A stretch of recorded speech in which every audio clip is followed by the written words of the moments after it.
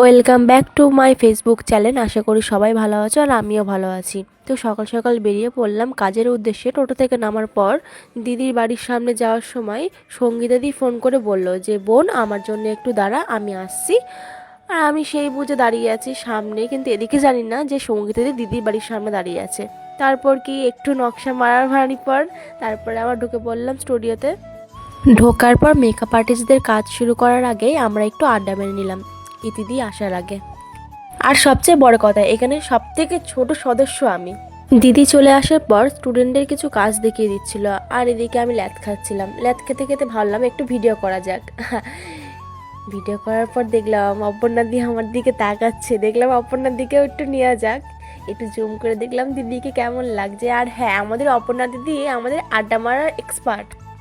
সবার কাজ হয়ে যাওয়ার পরে আমাদের এবার বাড়ি যাওয়ার পালা। সবাই দেখতেই পাচ্ছ এক একটা ব্লগার।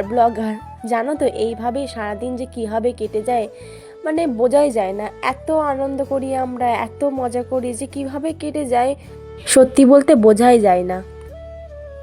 এবার চলে আসলাম একটা সিটি গোল্ডের দোকানে। আর হ্যাঁ, আমি এসেছি আর আমার দিদিরা আসবে না, এটা কখনো হতেই পারে না। চলো কেনাকাটা করে নেওয়া যাক।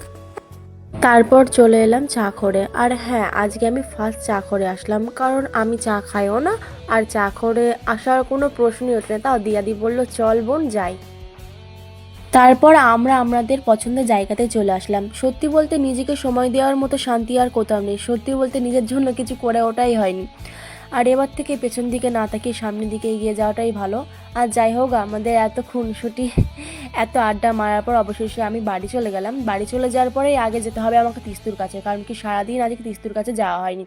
গিয়ে দেখছি ম্যাডাম ফোন ঘাটছেন। আমি যদি ওদের বাড়িতে একবেলা না যাই তাহলে পরে মহাভারত অশুদ্ধ হয়ে যাবে, যে কেন আসিসনি, আমার ওপর রাগ করেছিস, এই সব শুরু হয়ে যাবে। আর যাই হোক, ওর শরীরটা একটু খারাপ ছিল। কাছ থেকে বাড়ি আসার পর ভাবলাম আর যাবো না, তাও দেখলাম না, মন মানছে না, যাই ওর সাথে একবার দেখা করে আসি।